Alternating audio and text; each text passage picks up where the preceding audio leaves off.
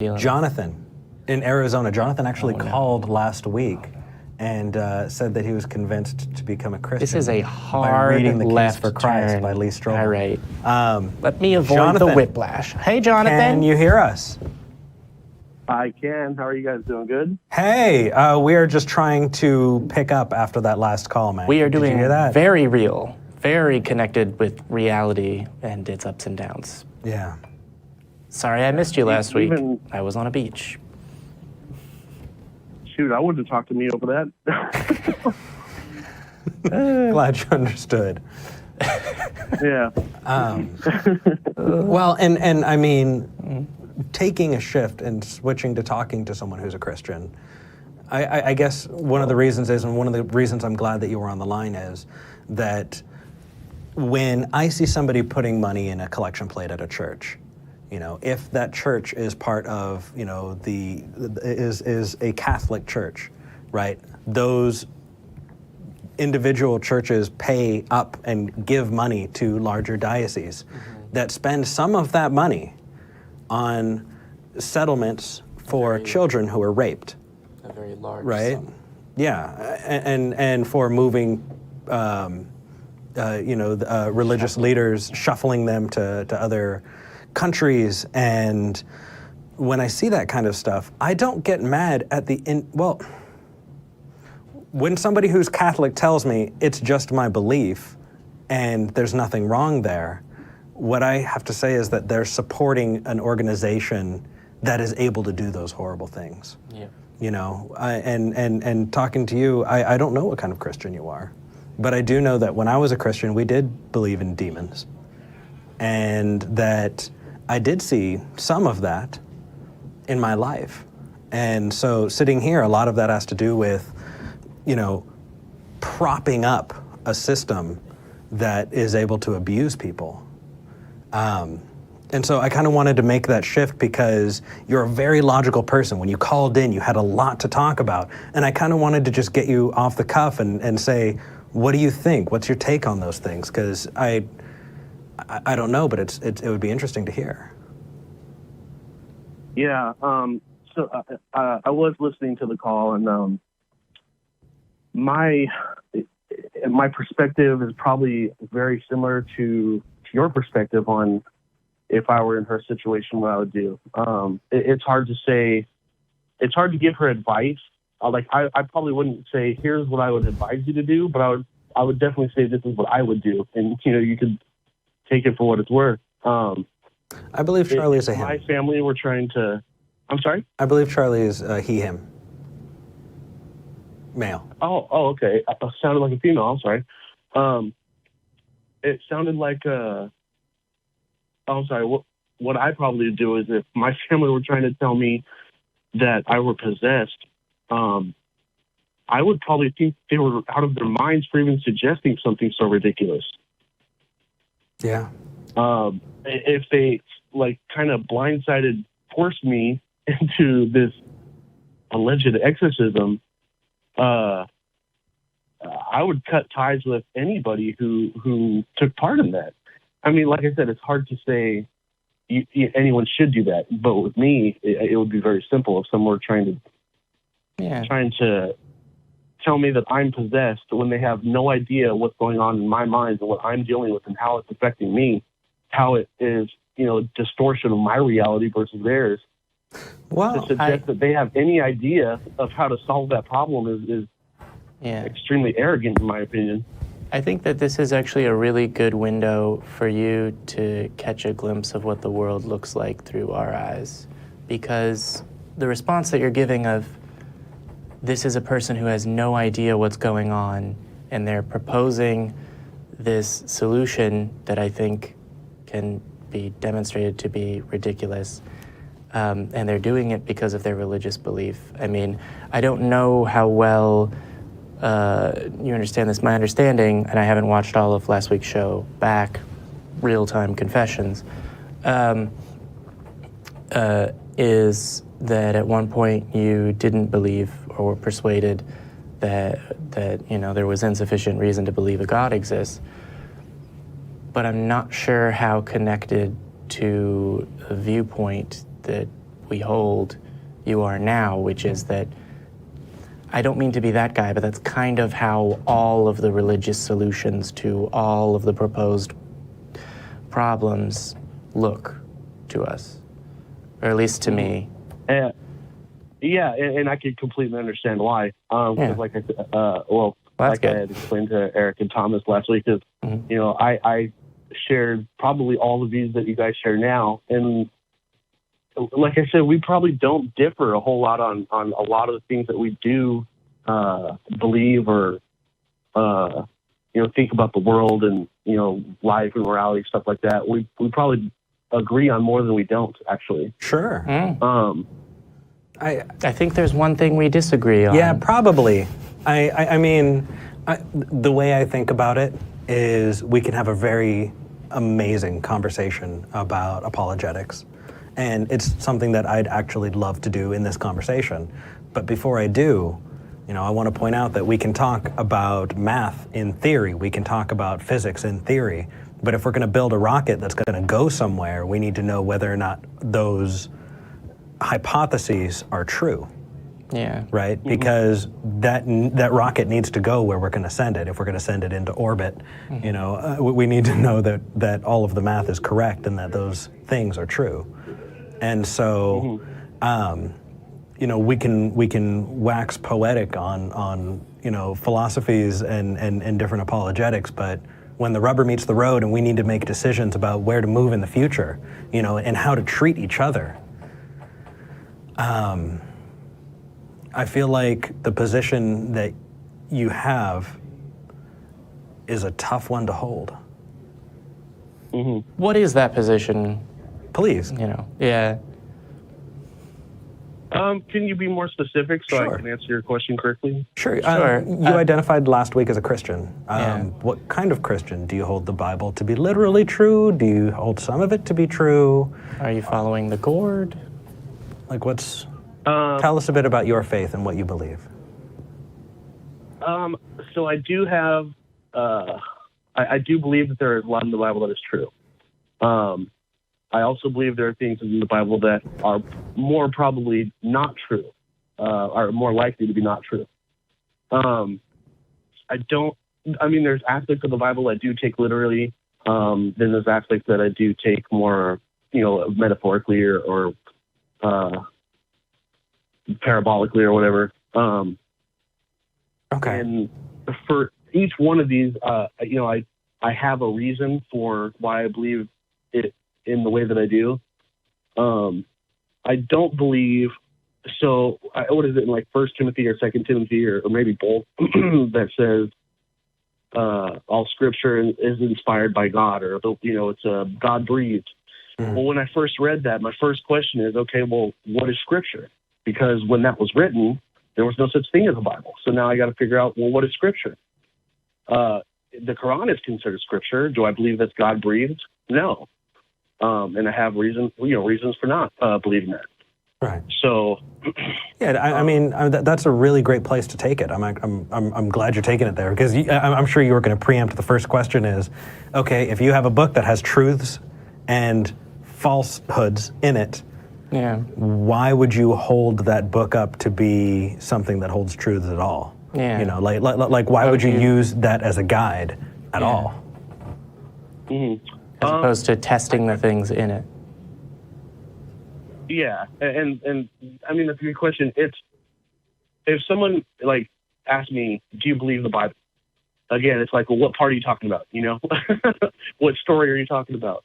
Stuff like that. I can only answer like, yes, I believe that part. No, I don't believe that part. Here's my reasons why. But if someone says the Bible, aren't they talking about the entirety of it? I guess it depends on who's asking the question. Okay. Like if I were to ask somebody, Well, I'm sorry, go ahead. Well, I was just gonna have the hypothetical. Let's do it. Yeah. John, do you hold that the Bible, Old Testament and New Testament, to be true throughout? Okay, so when you say throughout, do you mean, do I believe every word in the Bible is true? Well, so I would say, to what degree, presumably you think that there's some, do you believe that writing and creation of the Bible is the result No, of that wasn't any my actions question. taken by God. That No, I wasn't know. my I'm question. asking a different one. Okay, Because I think you I'd might. like him to respond to this first. Okay. Okay, specifically, Yeah.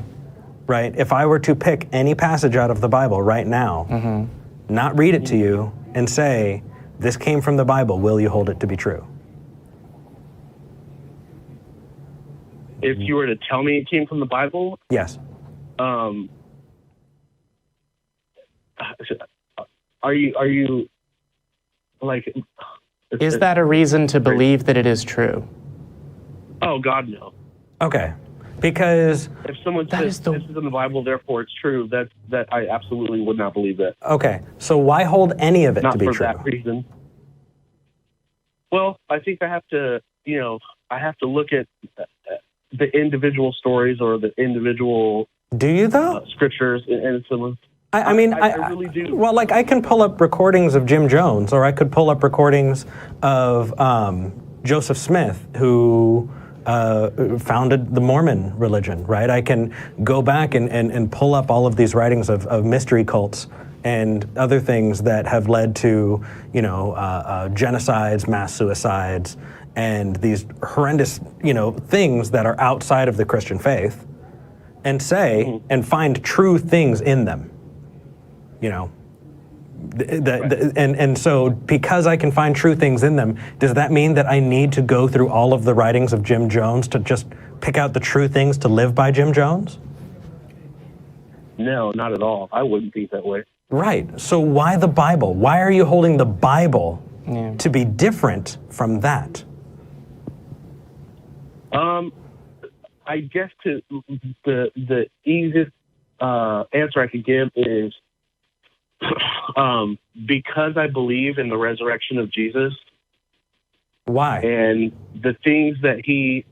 Okay, I was persuaded to believe that Jesus was a historical figure, and we talked about this, and I know you have a lot of respect for Lee Strobel, but Well, I just feel like he was dishonest in the way that he portrayed his history.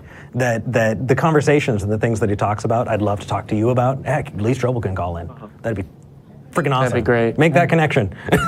But whether or not that happens, it's the way that it was put out that I was like, that just doesn't feel. It makes me feel icky. But let's talk about the arguments. Yeah, just to clarify, you were persuaded to believe that Jesus was a historical person by reading Lee Strobel. the Case for Christ specifically, yeah. Okay. And then I read all the other books that he has after that, but Okay. that's the one that moved me from being an atheist to believing in Jesus Christ and the resurrection. Okay. Just to be really quick here, have you read any literature that is critical of those arguments in general or those books specifically? I don't know if I have specifically. Okay. I kind of have my own little library of apologetics, counter-apologetics, and stuff like that. So I have read quite a bit of the both sides. I can't say I remember a specific book that said this is a counter to the Case for Faith or the Case for Creator or anything like that. Okay, so I'm going to hypothetically pretend I have a book in my hands while we have this conversation, okay? Because I think it's going to help me illustrate any points that I have without trying to get way off base.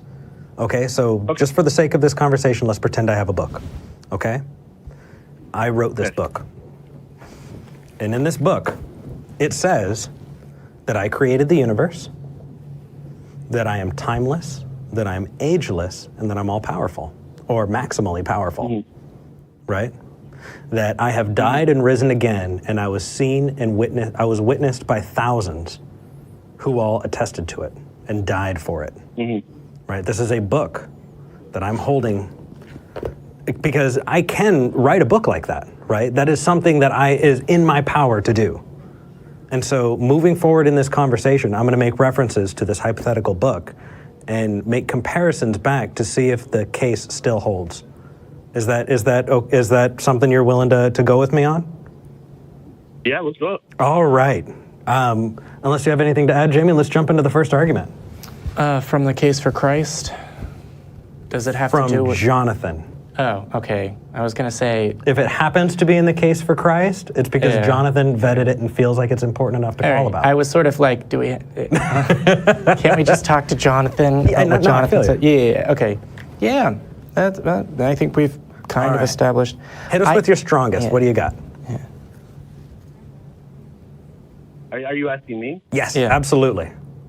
I'm ready. My body Hit me is with ready. your best shot. So you want me to like think of like an argument or something written in the case for Christ, and then it Doesn't have to bring be it up from the in your case for Christ. right? No. You were saying that you were convinced that Jesus not only was a historical figure, but beyond being a historical figure, Yeah. had magical powers, was able to, I'm sorry, Resurrect is what he said in this. not just resurrect, but I'm assuming that healing the blind, the lame, Yeah. Actually, to be people clear, with diseases, and to cast out demons. Jonathan, what is Jesus? What is, was, whatever Oh, that's a better. Jesus capable of doing? Did Jesus have powers? Was Jesus able to multiply fish and Yeah. bread? Did he have adamantium on his bones? I don't know. Yeah, Well- I really don't know if he does or not. So because I believe that Jesus was resurrected, pretty much any miracle claim outside of that is, it's obviously it's easy to believe for me. If I can believe he came back from the dead, I would say the other miracles are trivial compared to that. Wouldn't they be better looked at individually? Could you repeat that? Sure. So if you have a stack of claims and you showed a really, really cool one, does that necessarily mean that all of the other claims there are just fall in, that you should believe them? No, I don't Okay. believe that. Okay, just clarifying. Go I was ahead. going to say 2 + 2 is 4, and you should pay my rent. But yeah, sorry. Continue. I guess I don't know what else to answer at that Sure, point. sure. So why don't you tell us about why you believe that Jesus resurrected, and what evidences do you have that show that Jesus resurrected? So I believe the historical evidence it compelled me Okay. to believe. So- Of course, the evidence is subjective to everybody, and what I think is valid or convincing, certainly not convincing to everybody else. Well, The evidence was just convincing and compelling to me to believe it. I don't know, because evidence can be compelling enough for everybody. There can be things that are just true, right? Like I can pretty easily convince anybody of gravity, right? You couldn't convince my dad of it because he's a flat earther. Have him call the show. I mean, but No way. what an interesting position for you to be in, because you have somebody who believes something that is obviously not evidence-based, and you're holding some things to be evidence-based that we don't. And so you're in a position where we would dismiss both of you, you would dismiss your father, and your father would dismiss all of us. So how the hell do we decide who has the truth? Or what the truth is. You know what?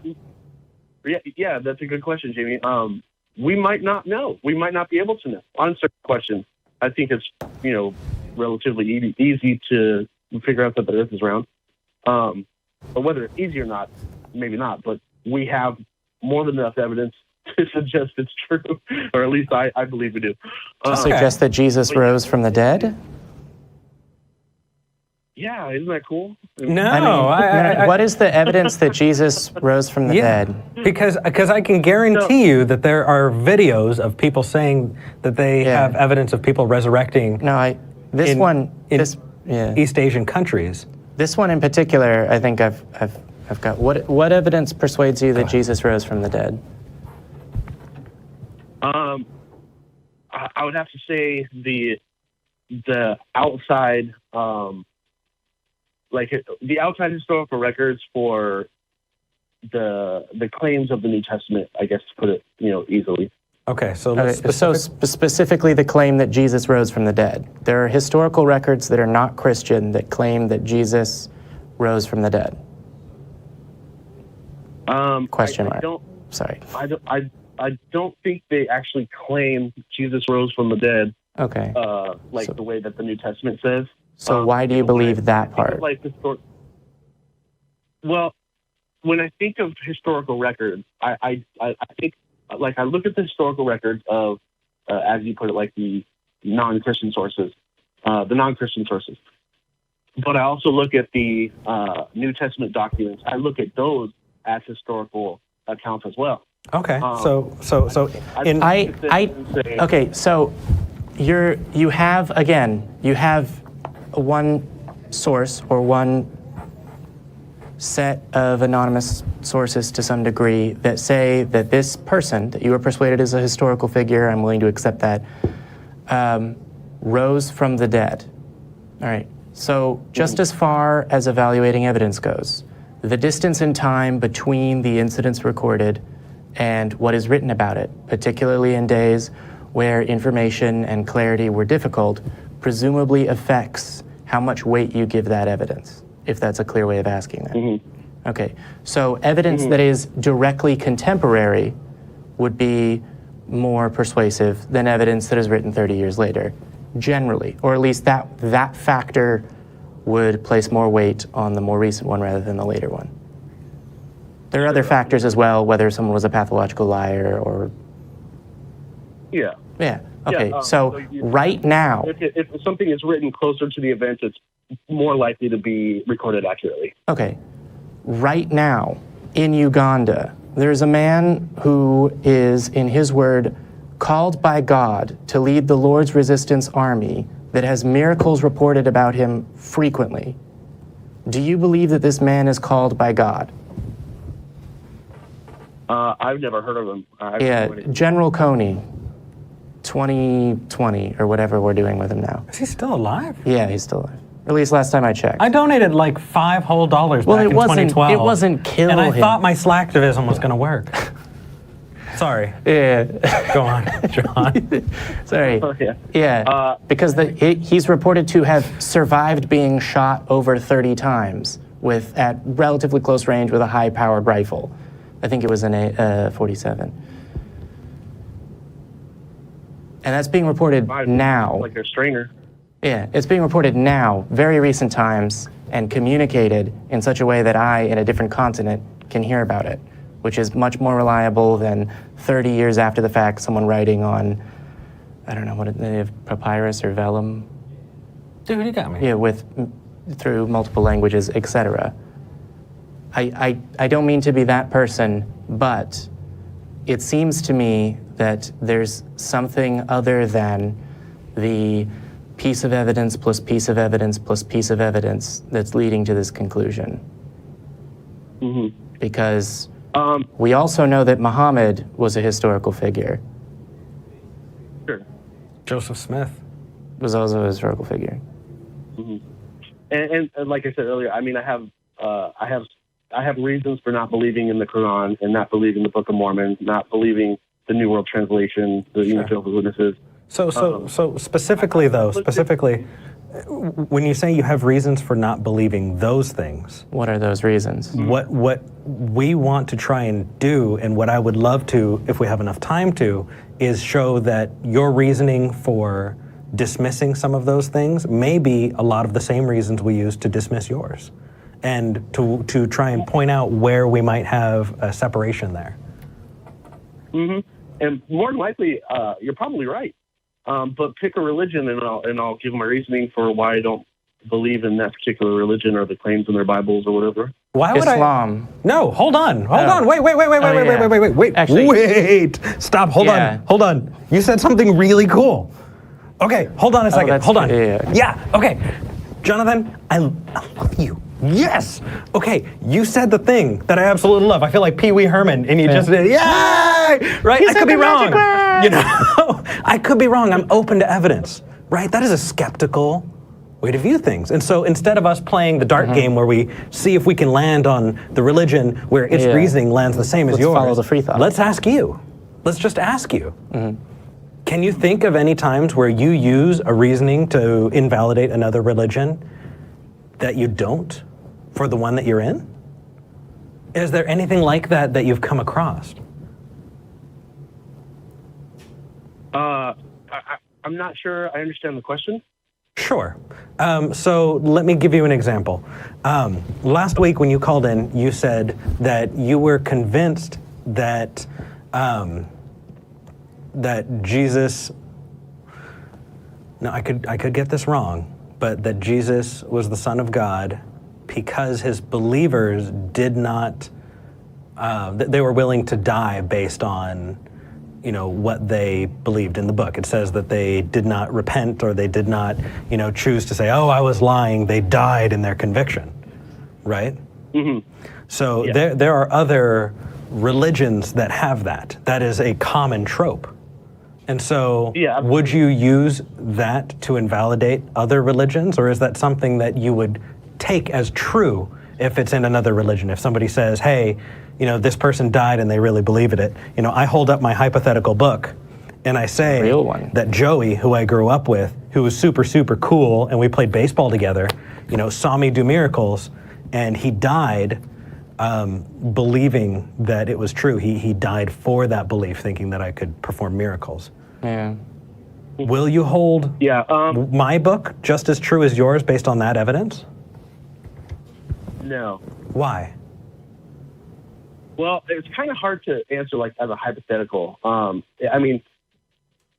So for example, if you take the claims of Joseph Smith being a prophet and the Book of Mormon in general, what the Doctrine and Covenants say, stuff like that, the claims of the Book of Mormon are so invalidated through any historical record, stuff like that. Go The ahead. same is true for the Bible. But that's a dodge, because I was asking specifically about people willing to die for their belief, not about what other You claims said- are, because we can talk about other I did- claims. Yeah. Maybe I didn't hear I you. did mean to answer your question. No. I did mean to answer that directly. Actually, Okay. I'm sorry.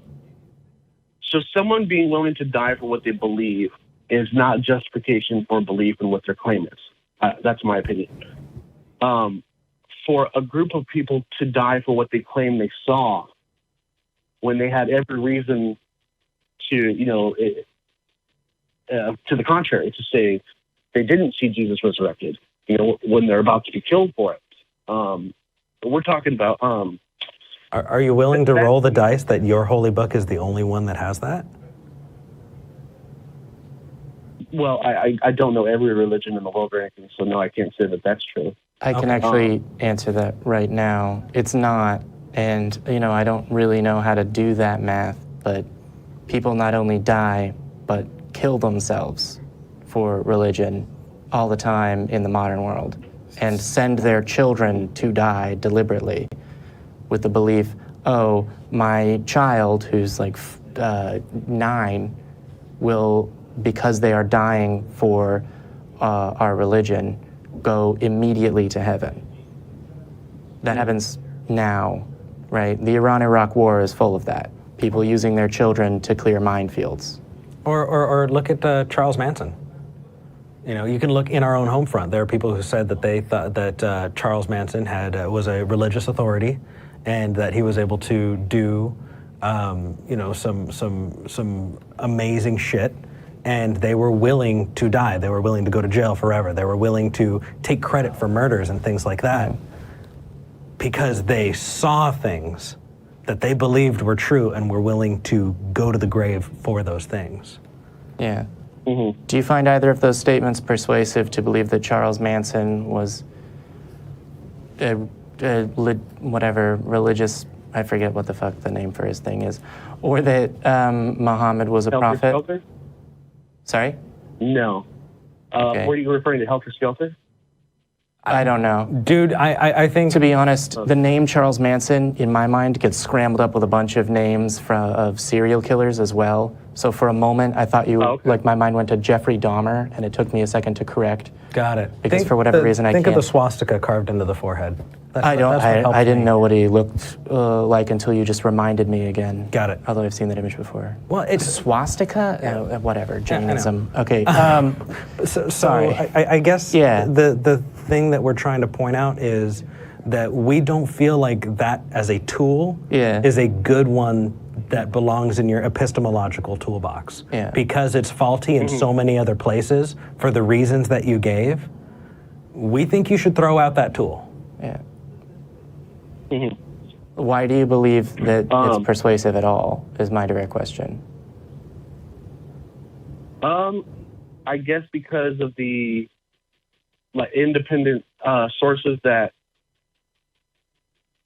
No, like the dying for your faith. Just Why would that factor into any equation, literal or metaphorical, about whether or not? no. I don't want to misrepresent what I'm saying. Okay. I'm not saying that someone dying for their faith or their belief is a valid reason for them for me to believe their claims. That's good. I thought that's what you were saying. Just to be clear, No, on its own, I'm sure that not. would be Do you think it factors in at all? No, not. Okay. Oh, Okay. cool. Please Well, please that- elucidate that- us and if- show us never where we're mind. wrong. Yeah. Yeah, please show us where we're missing the... What do you find a good argument? Well, that- actually, no. Specifically, what about this argument are we missing? Because you still seem to hold this as a good tool, and so obviously we're getting something wrong. Help me, help you. Let's talk about this. Yeah, and I don't want to. Okay, so I don't want you guys to think this is like he's using this as a tool to believe. It's just a matter of. He's speaking I can only. metaphorically. No, not metaphorically. I can only look at the information, and then my mind processes whether or not I believe it's reasonable to believe, or if it's compelling to me, or stuff like that. So it's not. I don't have a preconceived notion of, okay, I'm going to learn something, but this is exactly how I plan on learning, whether this happens or something like that. It's just a matter of this is kind of like the reason why I actually called last week was, the whole is there justification for whatever faith that you claim to believe, stuff like that. If I have this world of information, which is the same world of information that you have, but we come to completely different conclusions. Mm-hmm. Is there something that I can cognitively do in my mind to change the way that I process this information? Yes. Yes, absolutely. It is your epistemology. That it goes right back to the toolbox.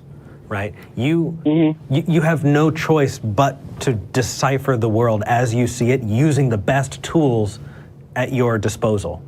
Right? The things that you hold to be true in this world are completely based on how you come to truth. And so that's why we're bringing this up, because if we can walk away from this and you can say, you know what?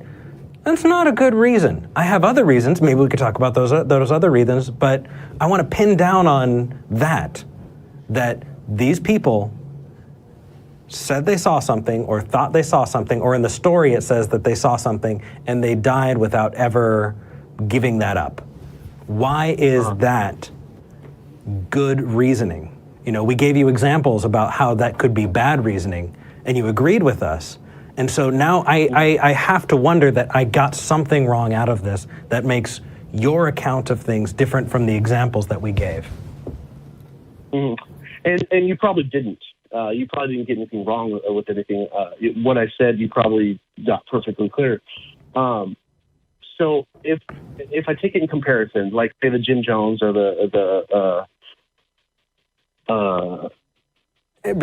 pick. There's a whole list. Yeah, any of them. Yeah, any of them. Take them and then compare it to the disciples or the New Testament authors, stuff like that. To me, it's not exactly the exact same comparison. We have the more modern ones who are saying, yeah, we believe this, or we believe that he's a prophet or whatever. We're going to drink the cyanide and kill our children because we believe it, stuff like that. it's not exactly the same in contrast to the events in the New Testament that are written. But the it is distinction? exactly the same. What is the distinction? What is the difference? Yeah, there are examples of people doing horrible things in your book. So yeah, Jamie's. Yeah. What is your what's the difference? It just goes back to, again, like the eyewitness testimony of what they claim to. They're dying for what they said that they saw happen. Well, let's be clear. My book says that there's eyewitness testimony that I saw these things, or that I, Right. your God, Eric Murphy, did create the universe, walk on water, heal the blind, blah, blah, blah, blah. And 10 billion people saw him do And it. 10 billion people saw me. They were all eyewitnesses. Why don't you believe my book that says it? It says in here that it's true. Because you've already started by saying, I'm going to ask you a hypothetical question, so that's easy to not believe. Now, in the hypothetical situation, would you Right. believe? Yeah, because what I'm doing is I'm giving you an example of what you're saying that is convincing to you in a way that shows that it should not be a convincing tool to use. Mhm. Right? In my holy book, in the religion of Ericology, it says that it's totes magotes true, and that I created the universe and a whole bunch of people saw it, and they all wrote it down. They're all eyewitnesses. Why don't you believe my book? Because I don't really think I have a good reason to. You're exactly where we're at. Yeah, he provided you all of the reasons that you've cited for believing that Jesus resurrected. And for the exact reason you gave us is the exact reason we give for what you're saying. We don't have good reason to. Yeah. Right. Now, you can give us good reasons. We're hoping you do. But the one that you gave is not a good one. And to be intellectually honest, right along that path, because for me, the top level is I don't know, right? Because that is the most uncomfortable thing to say. You said I don't know, which tells me a whole lot about you. And that's all good stuff, right? But there's also being able to say, okay, that's not a good argument. Bin it. Trash it. It's not a good reason to believe in a thing. You could have other things. But Lee Strobel did not hit the point, and you're not hitting the point on this one. This is not a good reason to believe something to be true. Yeah. Why are you applying these reasons selectively? If I am doing it selectively, I absolutely don't mean to, and I don't want to. Okay.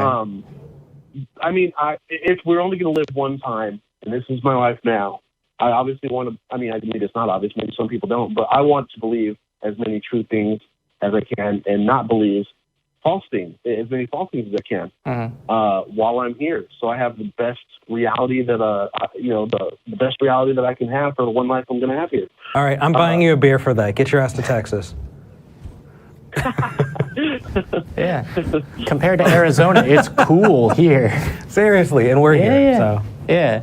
But no, I'd like to press you on this somewhat. You're treating this one particular religion different than, Ericism or Ericology, the study of Eric.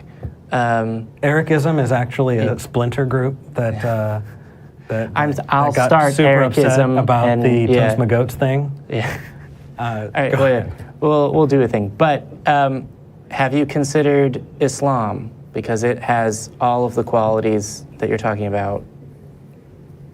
It might have all the qualities, or a lot of them. But yes, I absolutely have, looked into it for myself, just like everything else. I tried to begin with the origins. How did this all begin? How did this all start to begin with? Okay. And as far as like miracle claims of Muhammad, turning water into milk, and wolves and trees saluting and mountains saluting when he walks by and stuff like that. And if I'm wrong, and you guys know this, please tell me. But the miracles that were recorded about him were not in the Quran. They were in the what is it called? The Hadith or something like that? Hadith. Which was written. Hadith, okay, which It was was written collected years close to and years 100 years afterwards. later. Yeah. Yeah. So why don't you trust And, the Quran? Well, Muhammad even admitted, I think, 4 times in the Quran that he can't perform miracles. And, Yeah, and Jesus and his- admitted many at that times point. that he was not the Son of God. Yeah, but Quran's. Muhammad's response was, the Quran is my miracle. It is the word of God. Is it necessary for a person to perform a miracle for them to have been spoken to by God?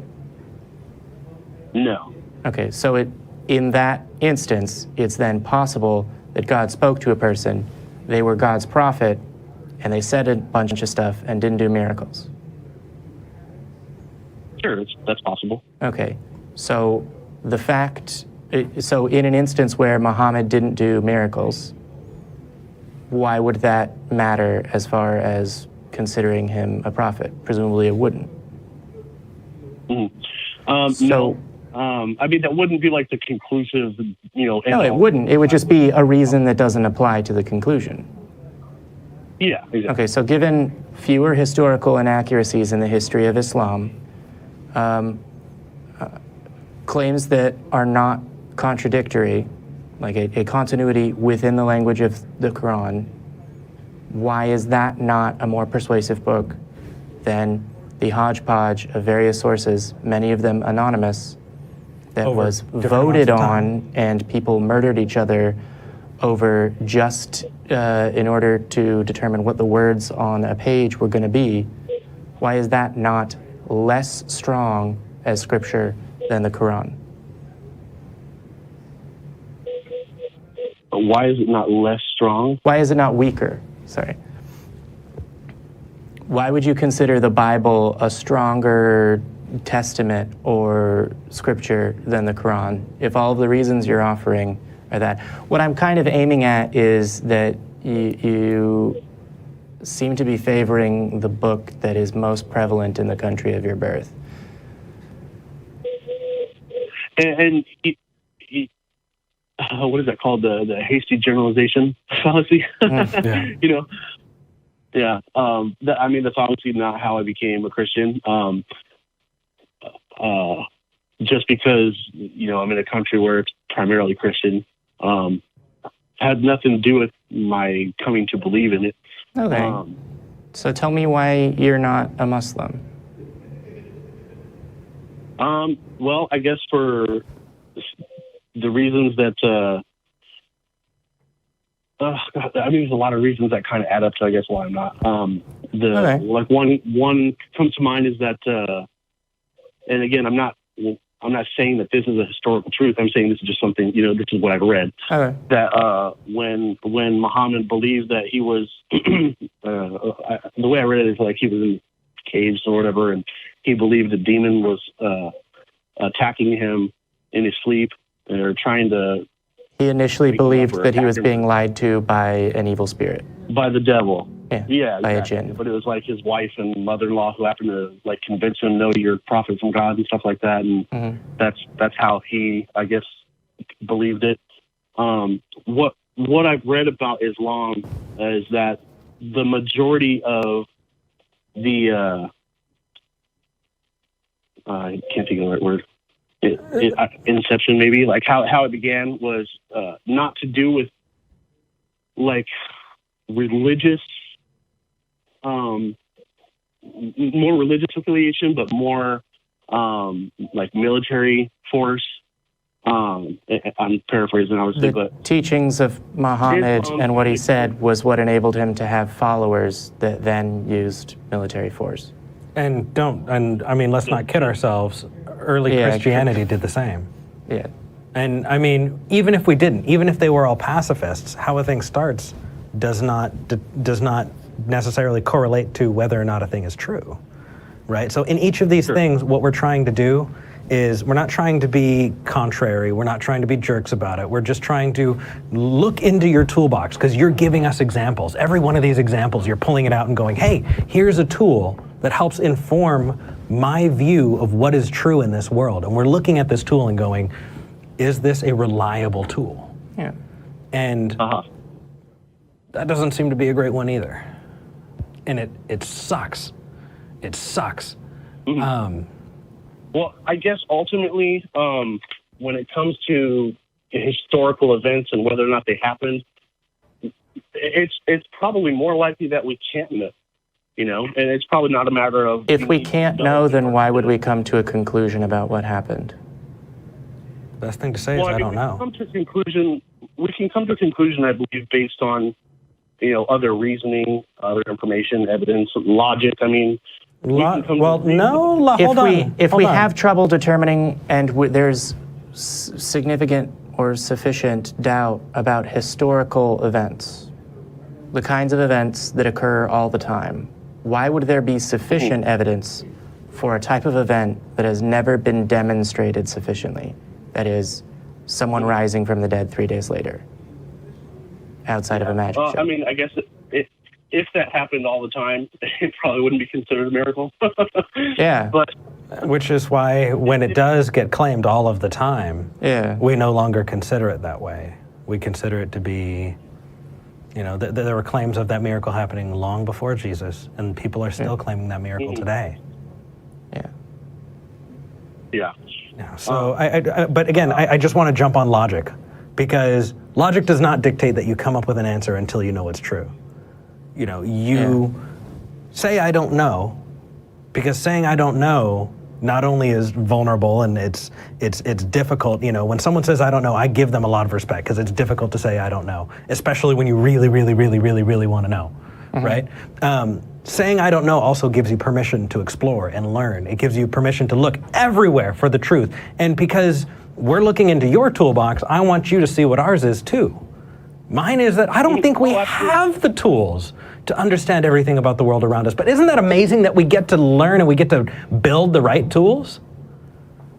Isn't that? Yeah, absolutely. I mean, but that's what we're doing. Say I don't know. Because I don't know. I would never claim that what I believe about Christianity or Jesus Christ is a fact. Okay, then why do you hold it to be true? Yeah. That is amazing, by the way. I am shitting my pants in this chair right now. Like he is. It smells terrible. It's horrible. It's great. Ericology says that you should like it. You're blaspheming, Jamie. No, anyway, you complain about non-existent farts. If you say that you don't know for sure whether or not Christianity is true, why do you hold it to be true? Yeah. How persuaded are you? Because I don't know is awesome. Yeah. I don't know means we sit and have a beer together and learn together. It means we create new sciences. It means we develop new things and explore other fields. And we test hypotheses and we call each other and go, hey, did you try this? Did you check this? And you get the same results, or you don't. You take that thing that is your baby and you throw it out because it is not true. I mean, the disillusionment is part of it. The human experience. It's all wrapped up together. It's all part of that amazing thing that we get to share together. Say I don't know. Say I don't know. But when you say I don't know and I hold something that I don't know to be true, what you're doing is opening the doors. You're allowing all of these tools that are really not good ones into your life. And then you're not able to do what your stated goal is. And if your stated goal is to know as many true things and as few false things as possible, don't believe things until you have good reason, and you'll avoid believing things that are false more effectively. And that right there is the subjective part, isn't it? No. Until you have good reasons.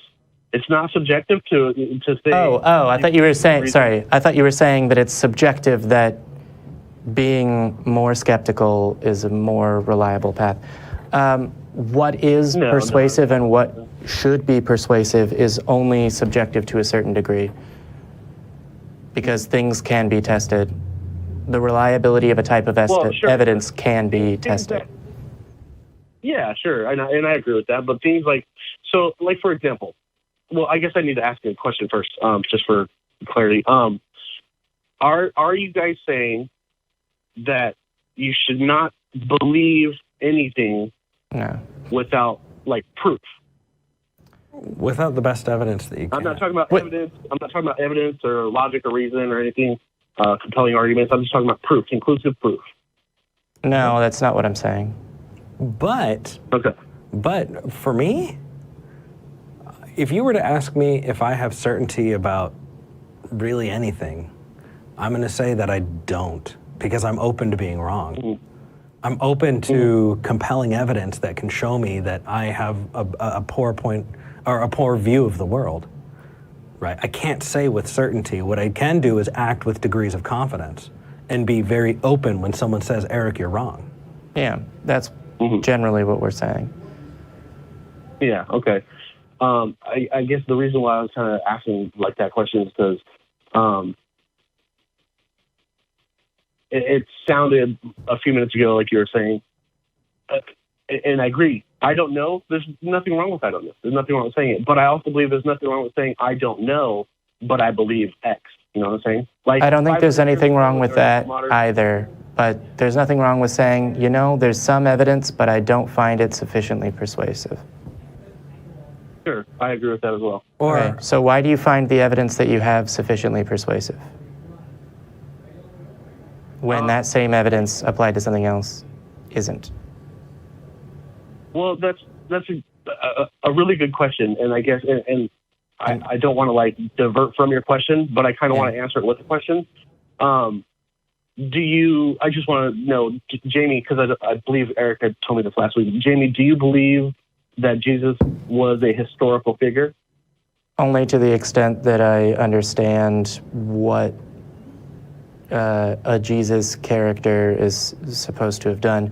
The idea that, honestly, the research that I've done that relates to Jesus is less about him as a historical figure and more about the supernatural claims of the various versions of Christianity. But the idea that there was an apocalyptic, at least one apocalyptic teacher or rabbi or whatever in ancient Palestine running around saying things, and that in the early first century, traditions developed and evolved around this person or persons is something that I could say, yeah, sure. Only to the degree which I know what's going on with that. Give me 1 second, I'm sorry. Yeah. Or how about... You know what? Yeah, we've gone on for quite some time. I love talking with you guys. Well, I'm sure you guys have other callers too, but my son just woke up from his nap. I tried to get him down for a good nap. Dude, we've talked to you for most of this episode. So parenting is keep in touch. And I would say... Remember that you can call Reddit. 512-686-0279.